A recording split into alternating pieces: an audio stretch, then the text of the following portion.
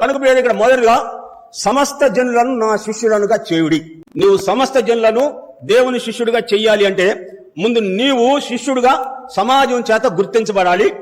ఈ శిష్యుడిగా నువ్వు పేరు పొందాలి అంటే దేవుడిచ్చినటువంటి క్రొత్త ఆజ్ఞను నీ జీవితానికి అన్వయించుకోవాలి. నేను మీకు క్రొత్త ఆజ్ఞ ఇచ్చుచున్నాను. ఏమిటిదంటే, నేను మిమ్ములను ప్రేమించినట్లే.